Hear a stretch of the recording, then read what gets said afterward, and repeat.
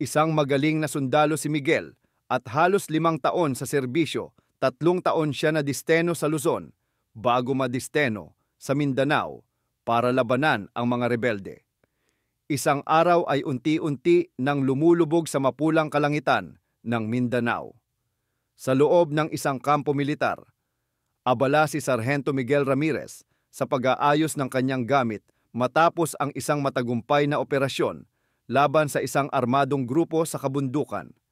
2 taon na siya sa Mindanao, sanay na sa panganib, ngunit iba ang misyon na ipapatawag sa kanya ng kanyang komandante. Ramirez, handa ka bang umalis agad? Tanong ng kanyang opisyal si Kapitan Hidalgo na may seryosong ekspresyon. Opo, sir, sagot ni Miguel. Tumindig agad at handang tumanggap ng utos. May panibagong misyon ka sa Visayas sa isang liblib na baryo ang humihingi ng tulong. Maraming tao na raw ang nawawala at kapag natagpuan, wala ng buhay. Basag ang mga buto, tuyong-tuyo ang dugo. May takot ang mga residente na hindi gawa ng tao ang nangyayari, paliwanag ng kapitan habang nakatitig sa kanya. Nagpalitan ng tingin ang ibang sundalo sa paligid.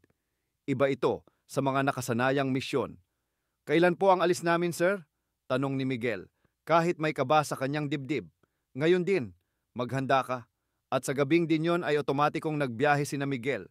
Kasama ang 5 pang sundalo, bumiyahe si Miguel pa Visayas at pagdating nila sa pier ay may nagsundo sa kanilang sasakyan papunta sa baryo ng San Roque. Paliko-liko ang daan sa masukal na kagubatan. Halos 3 oras silang nasa daan. At nang makarating sa isang maliit na kampo ng barangay, napansin agad nila ang katahimikan sa paligid. Wala ni isang bata na naglalaro at ang mga matatandang lalaki ay nakatingin sa kanila na tila may nais sabihin ngunit natatakot.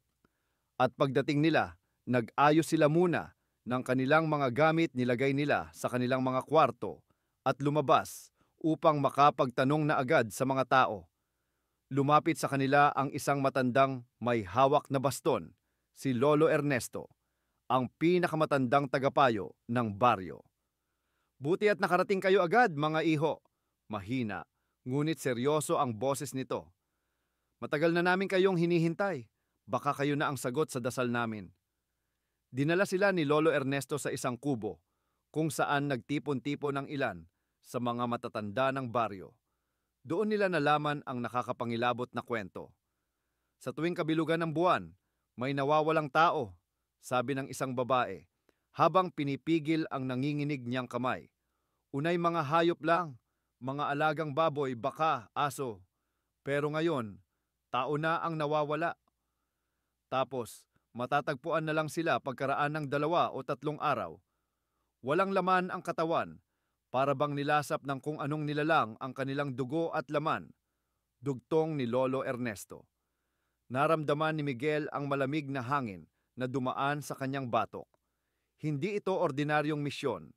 Mga ilang araw na din ang nagdaan tila matahimik pa ang baryo at walang balita na may taong nawawala pero nakababahala kasi ang mga tao ay may takot pa rin lalo na pagsapit ng dilim. Sa kanilang pananatili sa baryo, isang dalaga ang nakatawag ng pansin ni Miguel, si Amara, ang anak ng albularyo ng baryo. Mahinhin ngunit may kakaibang ganda, parang may misteryong bumabalot sa kanya. Lagi siyang tahimik, ngunit sa tuwing titingnan ni Miguel, may lungkot sa kanyang mata. Isang gabi, habang nagbabantay sa gilid ng baryo, saktong napadaan si Amara. Nilapitan siya ni Miguel. Hello, miss, magandang gabi sa iyo, wika ni Miguel. O, ikaw pala, Sargento, wika ni Amara. Sargento, kailangan mong mag-ingat. Hindi basta hayop ang gumagalaw sa kagubatan tuwing gabi. Babala niya, mababa ang tinig. Anong ibig mong sabihin? Tanong ni Miguel. Ramdam ang kaba sa boses ng dalaga. Ngunit bago pa ito makasagot, isang nakakakilabot na sigaw ang pumailan lang mula sa dulo ng baryo. Isang lalaki ang hinila papasok sa kagubatan. Nandyan na naman! Sigaw ng isang residente. Tumakbo si Miguel at ang kanyang mga kasama. Dala ang kanilang armas, ngunit nang matagpuan nila ang biktima, huli na ang lahat. Walang laman ang katawan nito, parang pinatuyong dahon. Napatingin si Miguel kay Amara, alam niyang may alam ito. Sa bawat araw na lumilipas, lalong napapalapit si Miguel kay Amara. Hindi niya ito sinasadya, pero sa tuwing magtatama ang kanilang mga mata, may kakaibang damdamin siyang nararamdaman. Isang paghanga na unti-unting lumalim. Minsan, habang naglalakad siya sa tabing ilog, nakita niya si Amara na nakaupo sa isang malaking bato, pinagmamasdan ang umaagos na tubig. "Bakit parang ang lalim ng iniisip mo?" tanong ni Miguel habang lumapit. Napangiti si Amara, pero bakas pa rin sa kanyang mukha ang lungkot. "Iniisip ko lang kung kailan matatapos ang takot na bumabalot sa baryo namin." Umupo si Miguel sa tabi niya. "Gagawin namin ang lahat para protektahan kayo. Hindi ko hahayaan na may masaktan pang iba." Napatingin si Amara sa kanya. "Miguel, salamat." Sa unang pagkakataon, naramdaman ni Miguel na mas malalim ang koneksyon nilang dalawa. Ngunit may isang bagay na bumabagabag sa kanya, ang presensya ni Lucio. Si Lucio ay isa sa mga pinakakilalang lalaki sa baryo. Malakas, matalino, at may kakaibang karisma. Noon pa man, marami nang nagsasabing siya ang dapat na mapangasawa ni Amara. Napansin ni Miguel kung paano tumitig si Lucio kay Amara, lalo na tuwing magkasama sila. Sa isang pagkakataon, nilapitan siya ni Lucio habang siya ay nagbabantay sa labas ng kubo ni Amara. "Huwag mo nang subukang lumapit pa sa kanya," malamig na sabi ni Lucio. "Hindi mo siya maiintindihan at hindi mo rin magugustuhan ang madidiskubre mo." Tinitigan ni Miguel si Lucio. "Hindi ko maintindihan ang ibig mong sabihin, pero kung may gusto kang sabihin, sabihin mo na." Napangisi si Lucio, pero may kung anong dilim sa kanyang mga mata. "Basta, huwag kang makialam." Doon nagsimulang magduda si Miguel. Sino ba talaga si Lucio? At anong lihim ang tinatago niya? Sa paglipas ng mga linggo, naging malapit si Miguel kay Amara. Tuwing gabi, palihim silang nagkikita sa may tabi ng ilog, malayo sa tingin ng iba. "Miguel, bakit ka bumalik?" tanong ni Amara isang gabi, habang tinatanaw ang buwan sa ibabaw ng tubig. Ngumiti ang sundalo, ngunit may halong lungkot. "Dahil gusto kitang makita, gusto kitang makilala pa." Pinigilan ni Amara ang sariling mapangiti, ngunit kahit pilitin niyang lumayo, hindi niya maikakaila ang nadarama. Ngunit sa bawat sandaling magkasama sila, isang pares ng pulang mata ang palaging nakamasid mula sa anino, si Lucio, ang itinuturing na tagapagbantay ni Amara. Isang gabi, nahuli sila ni Lucio sa kanilang tagpuan. "Amara, bakit ka nandito? Hindi ba't sinabi ko na sa'yo na lumayo sa kanya?" Malamig ang boses ng lalaki, ngunit may halong selos at galit. Hinawakan ni Miguel ang kamay ni Amara at tumingin kay Lucio. "At sino ka para magdikta sa kanya?" Humakbang si Lucio palapit kay Miguel, at nang magtagpo ang kanilang paningin, biglang lumamig ang paligid. Napansin ni Miguel ang kakaibang aura ni Lucio, para itong hindi ordinaryong tao. "Kung alam mo lang kung sino ako, sundalo, hindi mo gugustuhing kalabanin ako." "Tama na, Lucio," wika ni Amara. "Miguel, bumalik ka na sa kampo nyo at ako, iuuwi na sa bahay." Habang lumilipas ang mga araw, natuklasan ni Miguel na hindi lang mga ordinaryong tao ang nasa baryo. May ilan sa kanila na nagtataglay ng lihim, at isa na rito si Lucio. Isang lalaking tila malapit kay Amara, ngunit may kakaibang aura ng panganib. Isang gabi, sa gitna ng kagubatan, huli ni Miguel si Lucio na may ginagawa sa isang katawan ng hayop. Hindi niya inaasahan ang sumunod na eksena. Unti-unting nagbago ang anyo ni Lucio. Tumubo ang mahahabang pangil nito. Ang kanyang balat ay naging itim at parang lumalalim ang anino sa kanyang paligid. "Aswang!" bulong ni Miguel habang kinakapa ang kanyang baril. Biglang lumingon si Lucio, ang pulang mata nito ay titig na titig sa kanya. Dahan-dahan na umtras si Miguel dahil sa kasanayan bilang isang sundalo. Hindi siya nakita ni Lucio, na isa ng aswang at umalis ito upang humanap ng bibiktimahin sa gabing yon. Nang sumunod na araw, nagpasya si Miguel na tanungin si Lolo Ernesto, ang pinakamatandang residente sa bayan. Lolo, sino ba talaga si Lucio? Bumuntong hininga ang matanda at tumingin sa malayo. Kung mahalaga sa iyo si Amara, layuan mo na siya, iho. Si Lucio ay hindi ordinaryong tao. Isa siyang aswang, isa sa mga pinuno ng kanilang lahi rito. Nagulat si Miguel. Aswang. Ibig sabihin, si Amara? Muling tumingin ang matanda. Si Amara ay hindi aswang, ngunit may sumpa siyang nakatali sa kanila. Matagal nang ibig kunin ni Lucio si Amara upang gawing isa sa kanila, ngunit lumalaban siya. Doon napagtanto ni Miguel ang dahilan ng lungkot sa mata ni Amara. Mahal na mahal niya ang dalaga, ngunit paano niya ito maililigtas mula kay Lucio at sa kanyang mga kasamahan? Kaya, humingi kami ng katulad niyong sundalo para mapaabot sa pamahalaan ang problema ng baryo. Unti-unti kaming sinasakop ng mga aswang at paunti-unti kami nilang pinapatay. Miguel, alam kong nararamdaman mo na may kakaiba sa baryong ito, wika ng matanda, habang inilalabas ang isang maliit na kahoy na kahon. Hindi mo matatalo ang kalaban mo gamit lang ang bala at baril. Bumungad sa kanya ang isang lumang agimat, isang anting-anting na may ukit ng isang mata sa gitna. Anong ibig sabihin nito, Lolo? Tanong ni Miguel. Ito ang magpoprotekta sa iyo laban sa mga nilalang na hindi mo kayang harapin gamit ang karaniwang armas. Isuot mo ito, lalo na kung haharapin mo si Lucio.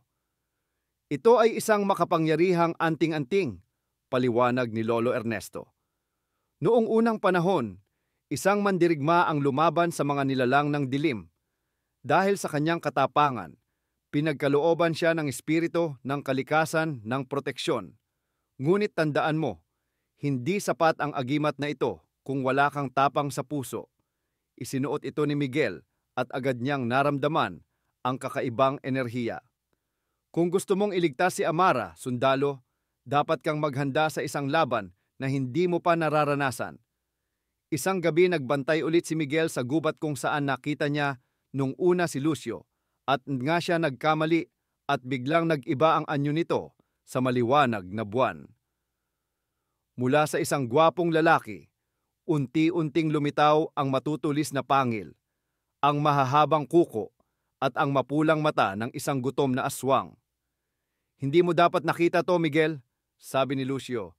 Nakangisi habang ang kanyang mga mata ay kumikinang sa dilim. Handa na si Miguel sa laban. Ngunit isang bagay ang hindi niya inaasahan. Si Amara, nakatayo sa hindi kalayuan, umiiyak. Miguel, huwag, pakiusap ni Amara. Nagpanting ang tainga ni Miguel. Ano ang ibig mong sabihin, Amara? Alam mo ang tungkol dito? Tahimik lang si Amara, pero ang luha sa kanyang mata ay nagsabi ng lahat. Si Amara, may lihim rin siyang tinatago. Hindi makapaniwala si Miguel sa kanyang narinig. Amara, alam mo bang aswang si Lucio? Tanong niya. Nanginginig ang boses. Tumango si Amara, luhaan.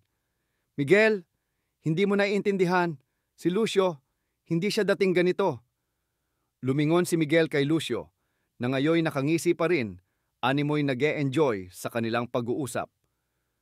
Wala namang masama kung ipaliwanag natin sa kanya, di ba Amara? Ani Lucio. Ang kanyang tinig ay malamig na parang hangin ng gabi. Humakbang si Amara, papalapit kay Miguel. Lucio ay dating tao, mahal ko siya noon, pero nagbago ang lahat nang mapilitan siyang sumumpa sa isang itim na pangako. Anong ibig mong sabihin? Lalong naguguluhang tanong ni Miguel. Napatingin si Amara kay Lucio bago muling bumaling kay Miguel. Upang mailigtas ang baryo namin sa gutom at salot, ibinigay niya ang kanyang kaluluwa sa mga nilalang ng dilim. Pinalakas siya, binigyan siya ng kapangyarihan, pero sa halip na protektahan kami, siya mismo ang naging banta. Napakuyom ng kamao si Miguel. Ngayon ay malinaw na sa kanya, hindi lang simpleng halimaw si Lucio, isa siyang taong bumigay sa dilim. Miguel, bulong ni Amara, Nanginginig ang kanyang kamay habang hinahawakan ang braso ng sundalo. Hindi mo siya matatalo ng basta-basta. Ngunit hindi na nakapagsalita pa si Miguel nang biglang sumugod si Lucio. Ang kanyang matatalas na kuko ay tumama sa hangin. Muntik nang hiwain ang dibdib ni Miguel. Umatras si Miguel. Mabilis na binunot ang kanyang baril at pinaputukan si Lucio. Pero hindi na tinag si Lucio. Sa halip, mabilis niyang iniwasan ang mga bala at humalakhak. Hindi mo ba narinig ang matanda, ani Lucio? Hindi mo ako matatalo gamit lang ang bala. Nalala ni Miguel ang anting-anting na ibinigay sa kanya ni Lolo Ernesto. Agad niyang hinugot ito mula sa kanyang leeg at mahigpit na hinawakan.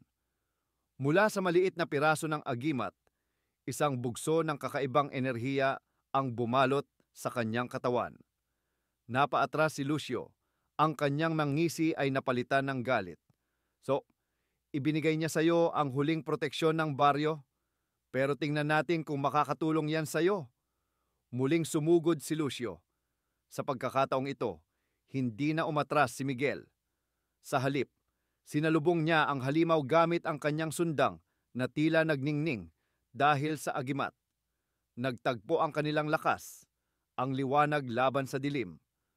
Habang naglalaban sina Miguel at Lucio, biglang dumating ang ibang mga sundalo kasama ang kapitan ng kanilang unit. Nakita namin ang bangkay ng ibang mga biktima sa gubat. Anong nangyayari rito? Sigaw ng isang sundalo. Napaatras si Lucio. Ramdam niyang hindi na siya lamang.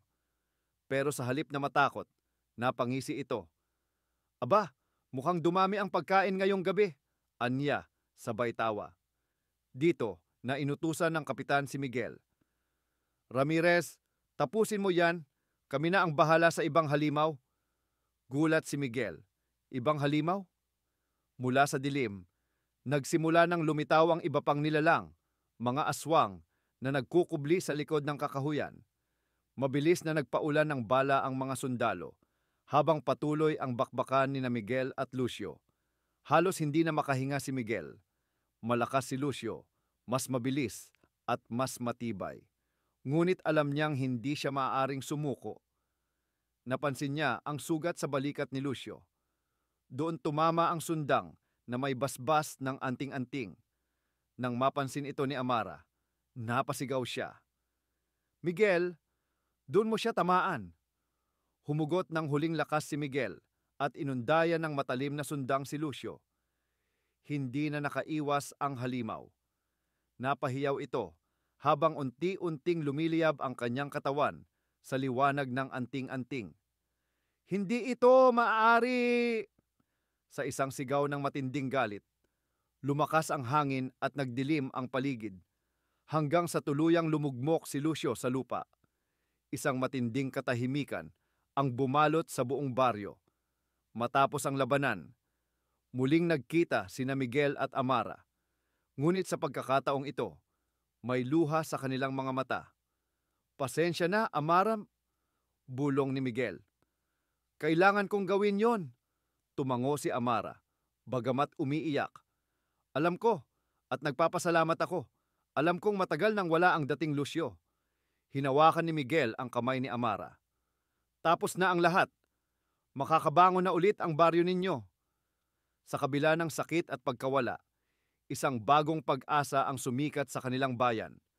At mula sa dilim, isang bagong liwanag ang nagsimulang magningning. Wakas.